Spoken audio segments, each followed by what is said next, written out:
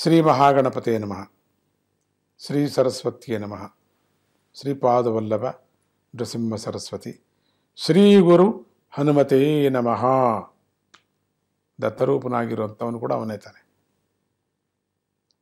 ಯಾವಾಗ ಗಾರ್ಧಬಾಸುರನ ಸಂಹಾರ ಆದ ಕೂಡಲೇ ಶ್ರೀಹರಿಯ ಒಂದು ರೂಪವನ್ನ ತೋರಿಸ್ತಾನೆ ಎಲ್ಲರಿಗೂ.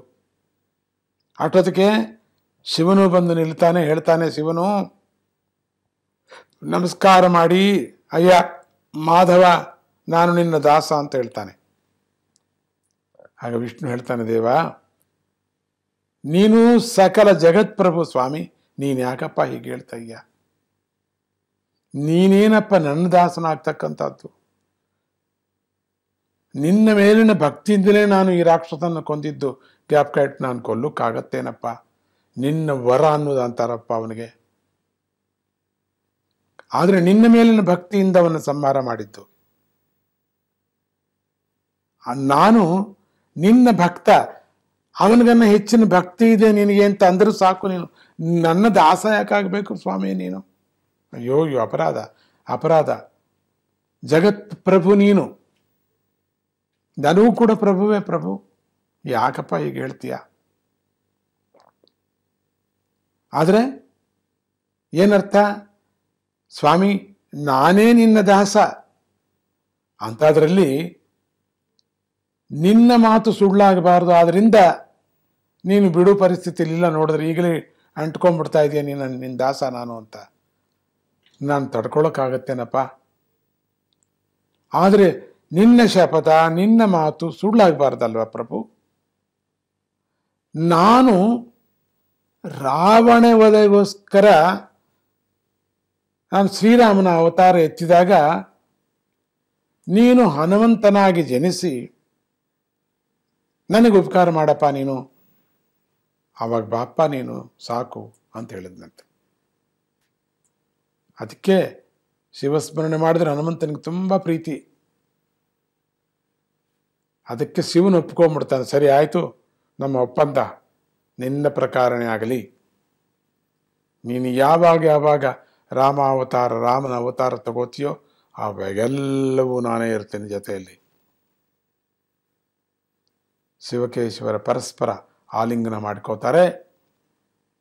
ಅದಕ್ಕೇನೆ ರಾಮಾಯಣದಲ್ಲಿ ಆಂಜನೇಯನ ಕಂಡ್ರೆ ರಾಮನಿಗೆ ಎಷ್ಟು ಗೌರವ ಅನ್ನೋದು ಗೊತ್ತಾಯ್ತಾ? ಇಲ್ಲಿ ಶಿವಕೇಶ್ವರ ಅಭೇದವನ್ನ ದೇವತೆಗಳು ಕೊಂಡಾಡ್ತಾರೆ. ಯಾರಿಗೂ ಇವರಿಬ್ಬರಿಗೂ ಒಂದೇ, ಇವರಿಬ್ಬರು ನಾವುಗಳೇನೇನೋ ಮಾತಾಡ್ಕೋತೀವಿ. ಶಿವಭಕ್ತ ನೀನು, ಹರಿಭಕ್ತ ನೀನು ಅನ್ಕೋತೀವಿ. ಅಪರಾಧ ಅದು. ಭಕ್ತಿಯ ಒಂದು ಸಾಮ್ರಾಜ್ಯಕ್ಕೆ ಅವಮಾನ ಅದು. ಶಿವಭಕ್ತರಾಗಿರೋರು, ವಿಷ್ಣು ಭಕ್ತರಾಗಿರೋರು, ವಿಷ್ಣು ಭಕ್ತರಾಗಿರುವಂಥ ವಿಷ್ಣು ಪಥದವರು ಶಿವ ಆಲಯ ಇದ್ರೆ ನಾನು ಅಲ್ಲಿ ಹೋಗಲ್ಲ ಅನ್ನೋದು ನರಕಕ್ಕೆ ಹೋಗ್ತಾರೆ ಅಷ್ಟೇ. ಅವ್ರಿಗೆ ಏನು ಬೇರೆ ಎಲ್ಲೂ ಹೋಗಲ್ಲ. ಹಾಗೆ ಹೇಳೋದು. ಅವರಿಬ್ಬರಿಗೂ ಭೇದ ಇಲ್ವಂತ ಎಲ್ಲ ಪುರಾಣಗಳು ಹೇಳ್ತಿದ್ರೆ ಈಗ ಮನುಷ್ಯರಾಗಿ ಹುಟ್ಟಿಬಿಟ್ಟು ಇವಾಗ ಹಿಂಗೆ ಆಡ್ತಿರಲ್ರಿ ನೀವು ಕೆಲವರು. ತಪ್ಪಲ್ಲ, ಆಡಬಾರ್ದು. ಮೊದಲೇ ನಮ್ಮ ಧರ್ಮ ಇದಿಲ್ಲ, ಅದಿಲ್ಲ, ಅದಿಲ್ಲ, ಇದಿಲ್ಲ ಅಂತ ಅನ್ನೋ ಸಮಯದಲ್ಲಿ ನಾವು ಹೀಗೆ ಹೊಡೆದಾಡೋದಾ ನೀವುಗಳೆಲ್ಲ ಸೇರಿಕೊಂಡು? ಸುಮಾರು ಜನ ಇದ್ದಾರೆ ಎನ್ನುವೆ. ನಾನು ಪರಮ ವಿಷ್ಣು ಭಕ್ತನು, ಒಪ್ಕೊಂಡೆ, ನಮಸ್ಕಾರ. ಆದರೆ ಶಿವ ದೇವಸ್ಥಾನ ಇದ್ರೆ ಅದರ ಪಕ್ಕಕ್ಕೂ ನಾವು ಹೋಗೋದಿಲ್ಲ ಅನ್ನೋರಿದ್ದಾರೆ. ಎಂದಿಗೂ ಸರಿ ಹೋಗುತ್ತೋ?